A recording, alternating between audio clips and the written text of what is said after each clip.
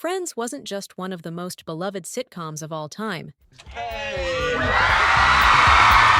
It also helped launch some of Hollywood's biggest stars. Across 10 seasons, the show featured hundreds of guest actors, from complete unknowns to future A-listers. The most interesting appearances are the ones made before anyone knew their names: future award winners, major TV stars, and even first-time performers. Today, we're counting down 10 guest stars who appeared on Friends before they were famous. Guy's a jerk. No, I am not alone. Joey's here. What do you mean, Joey who? Rebecca Romijn. Rebecca Romijn played Cheryl in the 1997 episode The One with the Dirty Girl.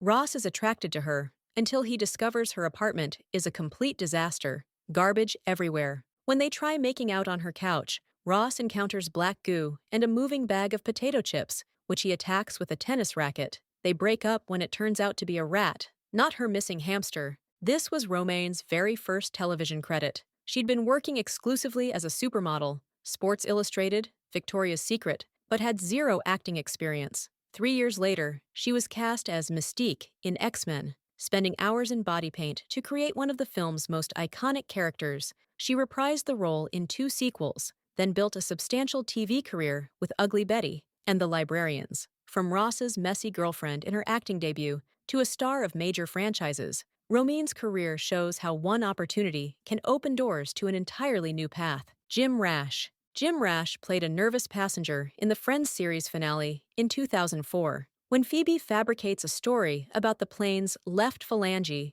being broken to delay Rachel's flight to Paris, Rash's character overhears and immediately panics, announcing to the other passengers that the plane doesn't even have a phalange. He caused mass hysteria and forced everyone off the aircraft in less than 2 minutes of screen time. 5 years later, Rash was cast as the costume-obsessed Dean Craig Pelton in Community. Here to say, your checks will arrive on another day. Another day, another dime, another rhyme, another dollar, another stuffed shirt with another white collar. Which ran for 6 seasons and made him a cult favorite. But his most impressive achievement came in 2012 when he won the Academy Award for Best Adapted Screenplay for The Descendants alongside his co-writers. His journey from panicked airplane passenger to Oscar-winning screenwriter represents one of the most impressive career trajectories of any Friends guest star. Leah Remini. Leah Remini appeared in the first season finale of Friends. What do you mean, Joey who?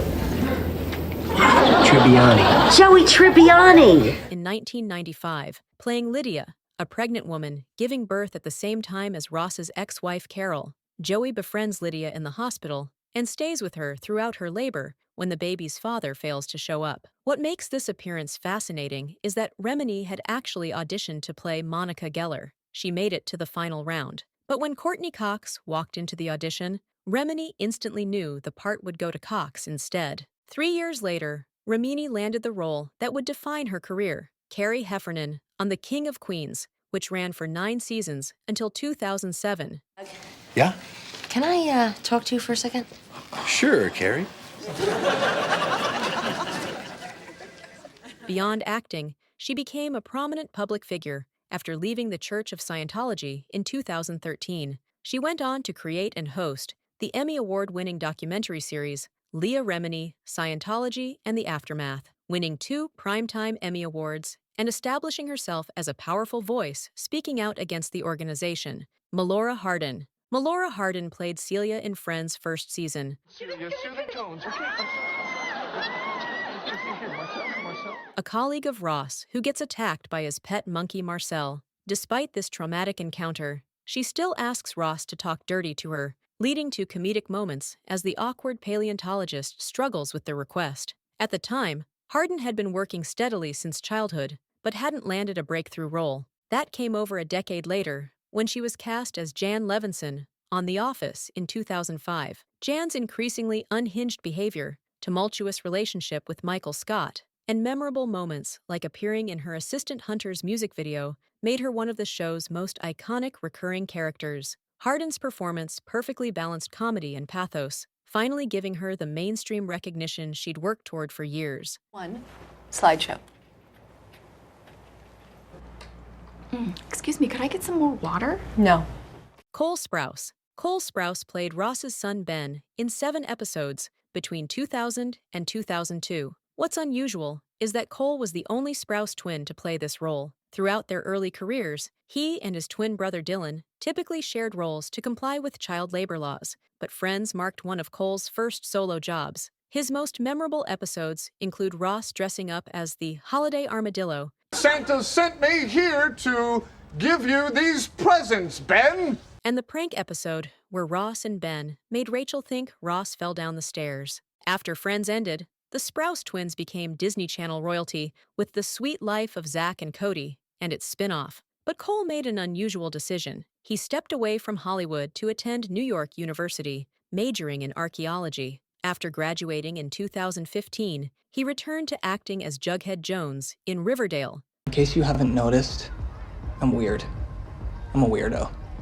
I don't fit in. Successfully transitioning from child actor to Disney Channel star to serious adult performer. Jane Lynch. Jane Lynch appeared in the final season of Friends in 2004 as a real estate agent showing a house next door to the one Monica and Chandler were buying. The prospective buyer turned out to be Janice, Chandler's ex-girlfriend, creating a nightmare scenario. At the time, Lynch had been working in Hollywood for over 2 decades, well known in comedy circles for Christopher Guest's mockumentary films, but hadn't broken through to mainstream fame. That changed in 2009 when she was cast as Sue Sylvester in Glee. Her portrayal of the tracksuit-wearing, caustic cheerleading coach became a cultural phenomenon, earning her an Emmy Award in 2010. Following Glee, she hosted the Emmy Awards, appeared in major films, and hosted Hollywood Game Night for 7 seasons, winning 2 more Emmy Awards. Lynch's journey demonstrates how the perfect role can finally showcase an actor's talents